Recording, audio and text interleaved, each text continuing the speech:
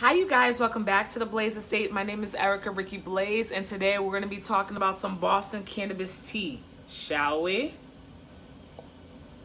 Okay, first off, shout out to Kevin Hart and Kobe Evans of Pure Oasis, which will be the first Boston recreational dispensary that will be opening in Dorchester. Is it Dorchester or Mattapan? I know it's on Blue Hill.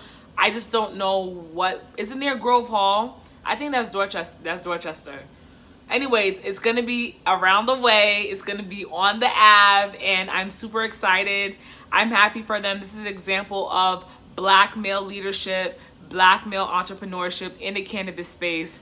And I know, like, they must feel so relieved. They're probably, like, super happy because I can only imagine the obstacles that they had to go through, the sleepless nights, the money that they had to come up with, like the regulatory stuff, the pushback, the hate, the jealousy, the envy. Like, I know that they went through a lot of obstacles just to get Pure Oasis open, but they recently got like the final license from the state, and they should be operating, I think, in March. So when that opens, I'm definitely gonna be down there, definitely gonna be with the shits. I'm gonna support, like, buy black, you know, and I'm excited for them. I'm very genuinely excited for them. So shout out to Kobe and Kevin. I wish you all the best, and maybe one day, you know what I'm saying, they could come on the Blaze Estate and I can interview them and they can tell me more about the process. Next on the agenda, we have 2 new cannabis licenses that's going to be coming to pass in Massachusetts. So the first one is going to be delivery. Pretty soon, I think, is it March or April? I think this quarter is when the Cannabis Control Commission is going to start granting licenses for delivery companies to deliver cannabis to your door, which sounds like a dream come true, because then you could beat all the lines, you know, waiting in at Netta or any other dispensary. I can imagine, though, the fees on that is probably crazy, because the weed is already kind of expensive. Then you have to pay the excise tax. Then you have to pay the sales tax, the local tax, and then you're probably gonna have to pay a delivery fee on top of that. So, I mean, I'm not knocking the hustle at all, but if you want your weed delivered, just be prepared to pay for it. That's all. So yeah, that's going to be coming to pass definitely this quarter. Consistent with all the other licenses that the CCC has granted, priority will go towards the social equity portion of the applicants, which are people who reside in neighborhoods that were majorly impacted by marijuana arrests, which includes the neighborhood that I am originally from, Hyde Park, Mattapan. So yeah, they'll go first, or whatever preference that they get, and then everyone else will just kind of fall in line. So look out for delivery. And then the second license that should be issued sometime this year, probably later in the year, will be social consumption. The only thing that's stopping social consumption from being passed is that it has to pass another bill in the legislature. Yeah, it has to pass as a bill in the legislature. I forgot how a bill becomes the law. Like, that was 5th grade, and if you really need to know, you can Google it. But when it comes to, like, what I noticed in this industry, that when it comes to cannabis, it will really refresh your government politics history lessons real quick, because like how a bill becomes a law, like once this bill becomes a law and it gets passed, then we could smoke in a cafe. Or like when you look at the federal government, how it still lists cannabis as a Schedule 1 controlled substance, but states have legalized it. So then you're looking at states' rights versus federal rights and things like that. So it gets interesting. But yeah, so delivery licenses are on the way. Social consumption is coming right behind it, probably later this year. So those are 2 exciting things to look forward to.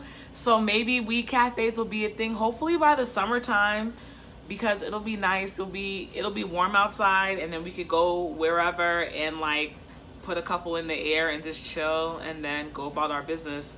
It'll be just like going to a bar, I can assume. And no hangover, baby. So I can't wait. For the delivery, I mean, I'll try it out once, but shoot, I don't even like doing Uber Eats. They be taxing up the ass. So I don't know. I mean, I'm gonna try it once to try it for the experience, but if they have crazy delivery fees, I can't promise that I will be, yeah, I can't promise anything. The real tea that actually prompted me to make this video was that very recently I went to a community meeting in Roxbury at the Black Market. This was a well-advertised meeting. It was thrown by Boston City Councilor Kim Janey, who is the council representative for Roxbury. Who else is there? Shalene Title, who is one of the commissioners for the CCC, the Cannabis Control Commission, which is the governing body of cannabis in the Commonwealth of Massachusetts. Andrea Cabral used to be the Suffolk County Sheriff. Now she works for a cannabis company, I believe. And then I think 2 other ladies were there, and they might have been activists, or I'm so sorry. Their names are on the flyer though. And then some lady was hosting. So it started at like 6 to 6:30, I forget, but I got there late because I am not a punctual person. I got there and it was like the club. I pull up and there is a small crowd outside. There's a police officer. And I was just like, what? And then you can see inside. I've never been to the Black Market in Dudley. That's where it was held. Black Market in Dudley. I know it's like some type of entrepreneurial hub or something like that, but it looks like an art gallery to me because I saw artwork everywhere.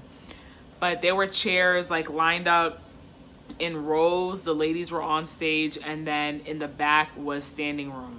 So it was cold that day, mind you, but I stood out there and they let me in, and there was a table set up like right by the door almost. And they were like, I guess they were like interns or employees of the CCC, the Cannabis Control Commission, because they were like, you need to sign up or you need to sign in, da-da-da. They were collecting them emails, hunty. So I was like, all right, whatever. So they're talking, and the part that I caught was, I think it was Kim Janey. She was talking about the logistics of opening a dispensary, which means like you have to talk to the community, you need to talk to zoning, you have to do a traffic pattern. Like, it's a lot of work to try to open a dispensary. And then there's like a buffer zone between school and churches and stuff like that. So a lot goes into opening a dispensary. They were talking about Netta and Brookline and saying how Netta's success, or the reason why there's lines out the door, is because there's only one place in greater Boston to get recreational weed. So she said that, what did she say? If you open another one, like, it's like getting coffee. Like, there's no one line, super long line for coffee, because you get coffee at Dunkin' Donuts, at Starbucks, at Cafe Nero, mom and pop shop, da-da-da-da-da. So basically what the person was alluding to was the more cannabis dispensaries open, the less hysteria there will be, essentially, which makes sense. It's just, simple supply and demand. What really, really, really, really drove me to make this episode was that apparently, and I was floored when I heard this, I was laughing out loud. So apparently, here's the rule, right? When a cannabis company wants to open up a dispensary in the community, they have to sign something called a host group agreement with the community, like the community governing, like the neighborhood association, right? So basically, like, if you let us build a dispensary in your neighborhood, they have to offer some type of concession, like, oh, we'll plant a tree, we'll donate to the school, we'll whatever, like, you make your demands. You basically write, it's a carte blanche, you write your freaking ticket, and the cannabis company will agree to it in order to move their business into your neighborhood. Like, it's crazy. What I found out was that apparently these host groups or whatever, these little community groups, were extorting the cannabis companies. I was like, what? That's wild. So I guess a cannabis company, let's say a cannabis company wanted to open up a dispensary in Mattapan, and there was the Blue Hill Neighborhood Association and saying like, well, oh, you want to open a cannabis and you want to open a dispensary in our neighborhood?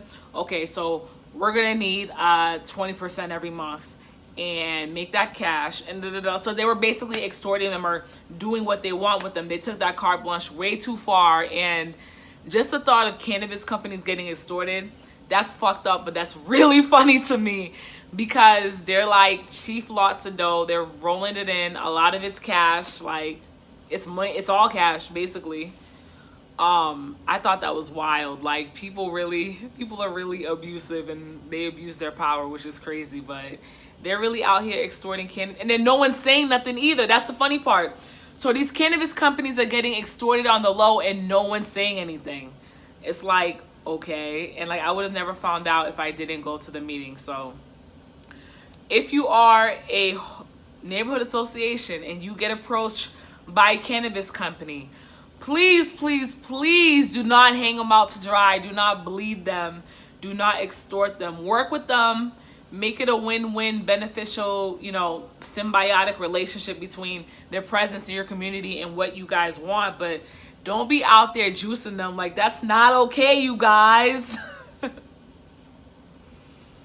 Like, these community groups really have the cannabis companies by the balls. And I think that's wild. Like, y'all are wild. But yeah, I think that's mainly it in the Boston Cannabis Tea. There's 2 conferences coming up. There's one coming up on the 19th and the 20th. It's going to be at Hines. And there's going to be another one next month on the 20th and the 21st at Hines again. So look them up. I encourage people to go if you're going to be in the area. The tickets aren't that expensive. But if you want to get and learn more about the cannabis industry, go into your backyard, go downtown to friggin' Back Bay, go to Hines and get a ticket and figure out what's going on in the industry, see how you can profit. But I think a lot of people, it's a missed opportunity when you don't go to a conference. Like, I'm telling you right now, if you have a conference in your city, go. It's worth traveling to. Like, if you're very interested in the industry, because I go to the conferences, I go to meetups, I go to a lot of different industry events, which is how I get a lot of my information, which is how I'm able to network, which is how I'm able to get a footing in this industry. You have to show up. Half the battle is showing up, and it only makes sense to take advantage of. You need to show face. People need to know who you are. You need to make yourself known. You need to figure out where your footing is going to be in this industry, because it's a time-sensitive opportunity, and it just makes sense to go. Anyways, that's all I have for now. Thank you for watching The Blaze Estate. Thank you for watching The Blaze Estate. Subscribe, like, and share, and comment. Bye, babies.